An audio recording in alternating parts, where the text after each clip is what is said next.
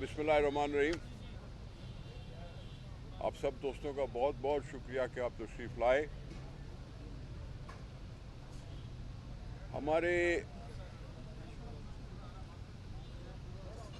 Party के ओहदेदार हों, MPAs हों, एमएनएज हों, सेनेटर्स हों,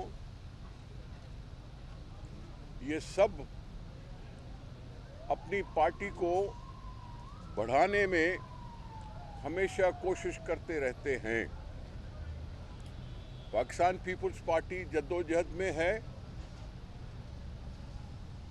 और सियासी पार्टियां अक्सर तो हमेशा जद्दोजहद में रहती हैं। हमारे इन्हीं सब साथियों ने, मैंने इसलिए कहा था कि माइक नहीं है, नाराबाजी आप लगाना। एक मिनट प्लीज, वो नहीं है मेरे पास माइक नहीं है।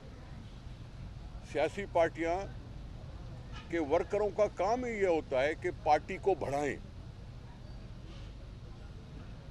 दायरा वसी करें और लोगों को, दोस्तों को आपस में मिलाएं और पार्टी बढ़ती रहे।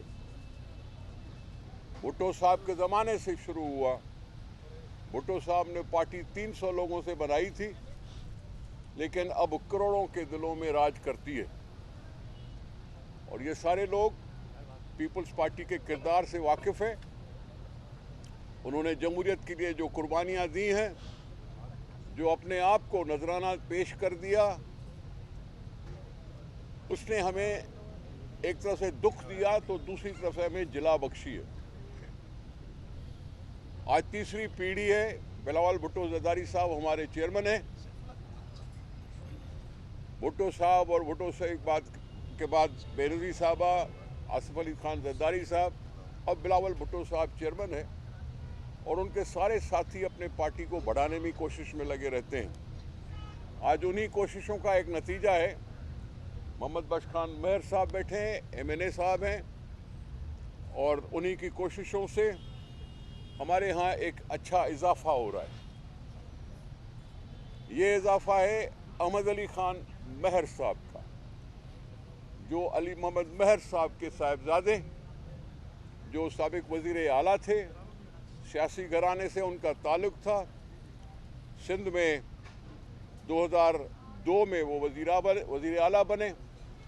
आज वो हमारे साथ नहीं है, लेकिन उसकी साफ गोई सबको अच्छी लगती थी और सियासत में उसने आगे बढ़कर एक मकाम भी हासिल किया। आज उसके साहिबजादे हमारी पार्टी में शामिल होने के लिए तशरीफ़ फरमा हैं और ये आपके सामने ऐलान करते हुए पाकिस्तान पीपल्स पार्टी सिंध की तरफ से चीफ मिनिस्टर साहब बैठे हैं, अदी फरियाल साहबा बैठी हैं, उन सब की तरफ से मैं उनको पार्टी में वेलकम करता हूं कि वो पार्टी में शामिल होकर हमारा हाथ बटाएंगे, हमारी जद्दोजहद को और आगे बढ़ाएंगे और हमारी और मंजिलें मजबूती के साथ आगे तय होती रहेंगी। हमने आपको तकलीफ़ अगर दी थी तो इस बारे में तकलीफ़ दी थी कि हम उनका शमूलियत का ऐलान कर सकें, और अब अहमद अली खान साहब भी बैठे हैं और मैं उनसे भी गुजारिश करूंगा कि 2 अल्फाज अगर वो भी बोल लें तो मेहरबानी होगी। बिस्मिल्लाहिर्रहमानिर्रहीम। सबसे पहले मैं मोहतरमा अदी फैज़ साहिबा का शुक्रगुज़ार हूँ कि वो यहाँ आई हैं, और मोहतरम निसार साहब, सरफरो साहब का शुक्रिया अदा गुज़ार हूँ, और मोहतरम सीएम सिंध सैयद मुराद अली शाह साहब का शुक्रगुज़ार हूँ, और रिस्पेक्टेड मिनिस्टर्स और respected MNAs, MPs, Pakistan Peoples Party के वर्कर जो यहाँ आज आए हैं, उन सब का मैं दिल से शुक्रिया अदा करना चाहता हूँ कि आपने यहाँ आकर सिर्फ मुझे ही नहीं बल्कि मेरे वालिद को भी इज़्ज़त दी है। तो मैं आप सब का दिल से शुक्रिया अदा करना चाहता हूँ। और पाकिस्तान पीपल्स पार्टी से मेरे वालिद भी बहुत बार उन्होंने इसी पार्टी से टिकट पे इलेक्शन भी लड़ा और माशाल्लाह जीते भी। और इंशाअल्लाह ताला जैसे कि हर बेटे का ख्वाब होता है कि वो अपने वालिद जैसा बने। और मैं ये समझता हूँ कि पाकिस्तान में सिर्फ सिंध में नहीं, पूरे पाकिस्तान में सिर्फ एक ही पार्टी है, पाकिस्तान पीपल्स पार्टी, जिन्होंने आवाम को रिलीफ भी दिया है। भले वो महंगाई हो या कोरोना हो, सबसे पहले पाकिस्तान पीपल्स पार्टी का ही उसमें आवाज़ जो है, महंगाई हो तो उसके ख़िलाफ़ भी पाकिस्तान पीपल्स पार्टी ने ही आवाज़ जो है उठाई है। और मैं भी सियासत का मतलब होता है कि आवाम की खिदमत करना, और पीपल्स पार्टी में रहकर मैं नहीं समझता कि मतलब इससे बेहतर कोई और पार्टी है। इस पार्टी में रहकर हम और ज़्यादा आवाम की खिदमत कर सकेंगे, और इस पार्टी का अपने वालिद का नाम इंशाअल्लाह ताला रोशन करूँगा। मेहरबानी और थैंक यू आप सबका। Thank you sir, thank you Mohammad Khan. Welcome. हम वेलकम करते हैं।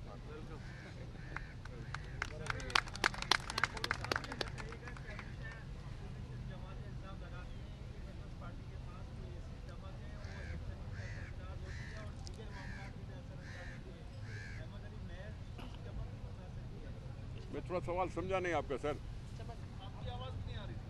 अपोजिशन जमातें हमेशा इल्ज़ाम लगाती रही है कि पीपल्स पार्टी हमेशा चमक से लोगों को मुतासर करती रही है। आज किस चमक से अहमद अली महर मुतासर हुए? उनको चमक चाहिए थी, उनको नहीं मिली। बात यह है कि हमारे पास तो लाखों वर्कर हैं, हम हर एक की इज्जत करते हैं।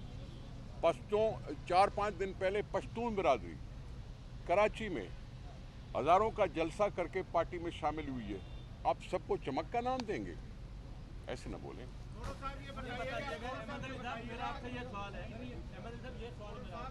एक मिनट संजय अब्बासी साहब सीनियर आदमी है। हेलो अब्बासी साहब बिस्मिल्लाह। थोड़ा सा ये बताइएगा कि हालिया कैडेट के इलेक्शन में पीटीआई में जो जीत मिली और लोग पार्टी से भाग रहे हैं, क्या पीपल्स पार्टी के दरवाजे उनके लिए खुले हैं या बंद हैं? पहले इमरान खान को कहें कि वो जो छोड़ गए थे उनको जो बुरा भला कहा है, कम से कम उनसे माफ़ी तो मांग लें। उन्हीं बिके हुए माल से उसने वोट लिया है, तो इमरान खान साहब को कहें कि वो उनसे ज़रा माफ़ी तो मांग ले। उसने तो गलत किया कि उन लोगों से वोट लिया उसने जो उसको छोड़ गए थे, और उसको बिकाऊ माल कहा, पता नहीं क्या क्या कुछ कहा। उनसे पहले माफ़ी मांगे। अगर वो फिर भी निकलना चाहते हैं तो फिर देखेंगे। मेरा आपसे ये सवाल है, दिल्ली इंतखाबात में पीपल्स पार्टी ने आपको ऑफर की कि हम बगैर मुकाबले आपको जीतवा रहे हैं, लेकिन आपने अपने चाचा के साथ जाने का फैसला किया, अली गौहर के साथ। क्या अब आपको एहसास हो गया है कि जीडीए या किसी और जमात के साथ आपका मुश्किल में कुछ नहीं था, और फिर आपने अभी के ऑफर को एक्सेप्ट किया? और बिल्कुल, सबसे पहले तो मैं ये बोलूँगा कि वो जो टाइम था, मेरे जो वालिद थे उनकी एक सडन डेथ हुई थी, एक हादसा हुआ था, और एक औलाद जो होती है उस पर ज़ाहिर सी बात है फ़र्क पड़ता है, और सही फ़ैसले या गलत फ़ैसले की आपको समझ नहीं रहती उस टाइम पे। लेकिन अच्छा इंसान वही है, और हम काबिल इंसान भी उसे कहेंगे जो गलत फ़ैसलों को सही करे, और आज हमने वही किया है।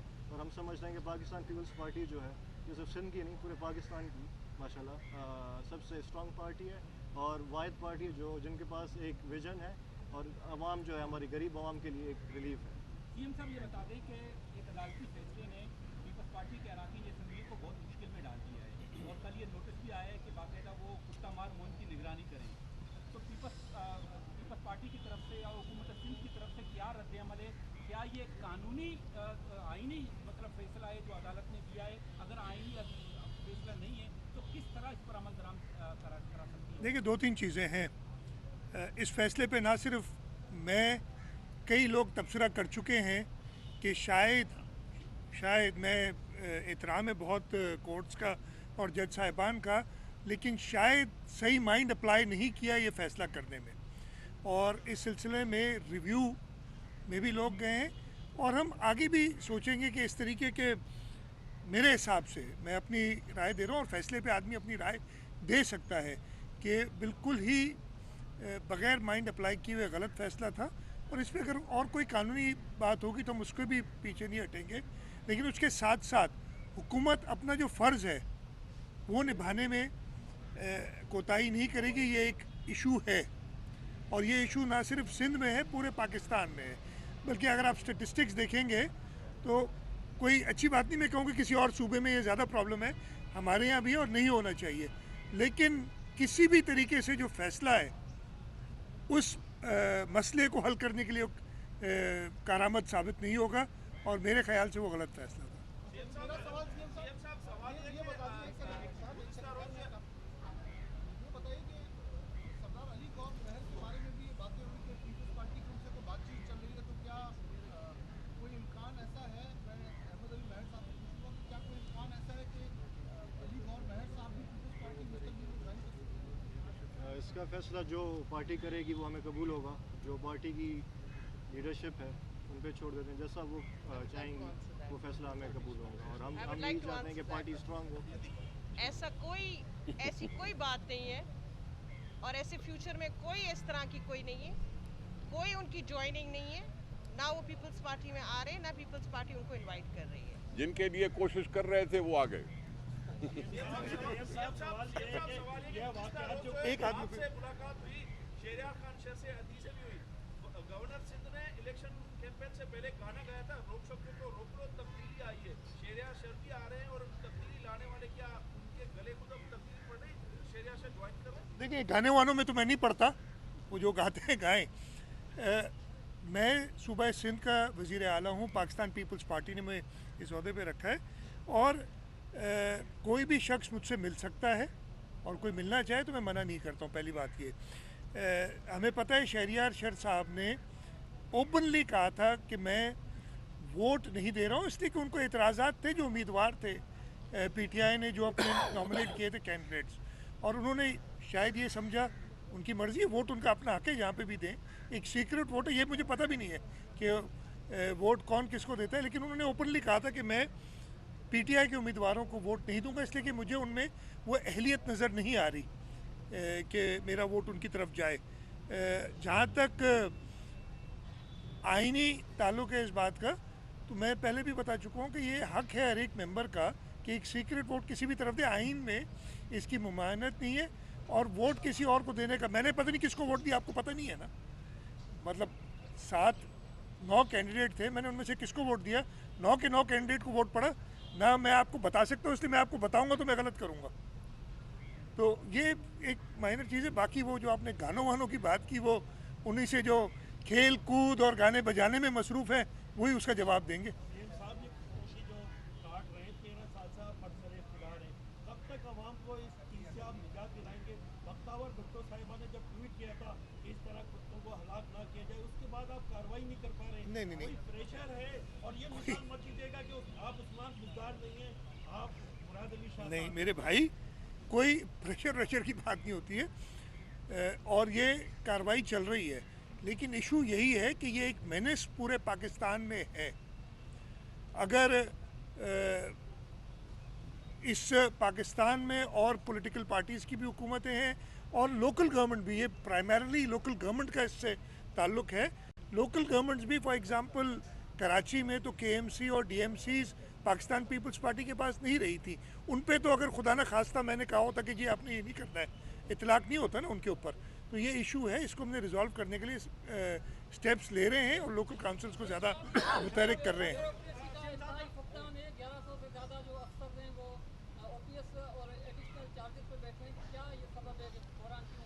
बहरान इसलिए हुआ है कि वफाकी हुकूमत हमें अफसर देती नहीं है। आप सबको पता है, ये मैं कई बार बता चुका हूँ। एक छोटा सा भी नंबर मुझे सही याद नहीं है, ग्रेड 21 के 16 अफसर उन्होंने हमें देने हैं, इस वक्त 6 काम कर रहे हैं, तो फिर उसका हल क्या होगा? अच्छा, हम अपने अफसर प्रमोट कर नहीं सकते इसलिए कि कोटा में वो फेडरल गवर्नमेंट के हैं।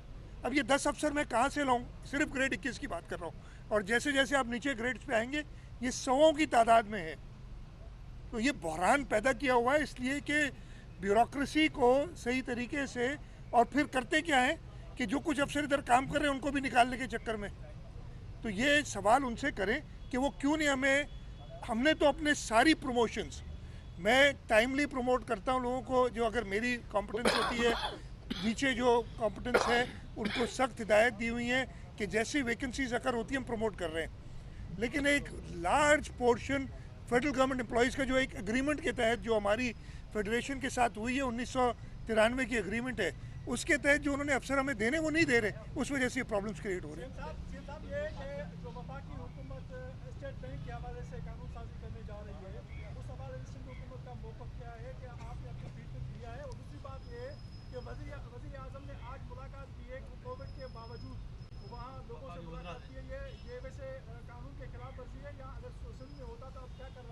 देखिए, सबसे पहले तो आपने स्टेट बैंक को कहा, मैं सख्त मजम्मत करता हूँ इस कानून की, जो कि शायद काबीना से निकल गया, अब असेंबली या ऑर्डिनेंस के तहत शायद वो लाएं, और इस पे हम पार्टी लेवल पे भी और हुकूमती लेवल पे भी, इसलिए कि जो अनब्राइडल्ड पावर्स देना चाह रहे हैं स्टेट बैंक को, ये मुल्क के लिए ख़तरनाक हो सकते हैं और ख़तरनाक है।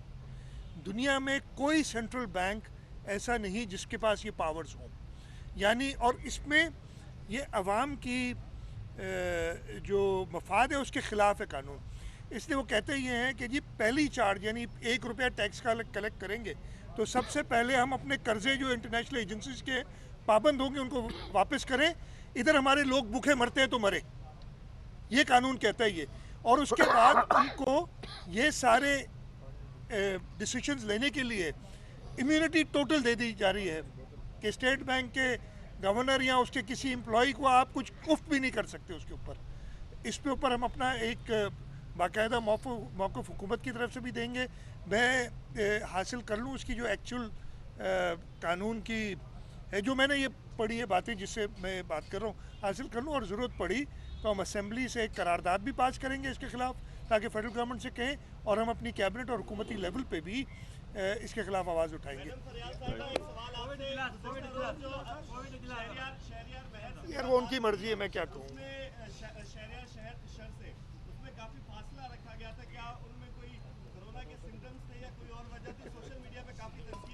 मुझे नहीं पता। सोशल डिस्टेंसिंग वैसे भी रखनी चाहिए, चाहे मैं किससे भी बिकॉज कोरोना है, it's very much there. Last question, last पहना हुआ है। सीएम साहब, सिंध के अंदर सहाफ़ियों का एक कत्ल भी हुआ है 70 में, और अभी सहाफ़ियों के खिलाफ आपके होते हुए यानी जमहूरियत की दावा करने वाली पार्टी एटीसी और दहशतगर्दी के मुकदमात हो रहे हैं। वाई सीएम साहब ये सहाफ़ियों के खिलाफ साजिश है या आपकी कमजोरी? मैं आपको एक बात बताऊं, जो कत्ल हुआ है उसके ऊपर मैं फॉलो अप कर रहा हूं, और वो जो सालेपट में कत्ल हुआ है उसके अब कुछ एक लीड भी मिली है, मैं अभी नहीं बताऊंगा, और इंशाल्लाह ताला गिरफ्तारियों की तरफ जा रहे हैं हम उसमें।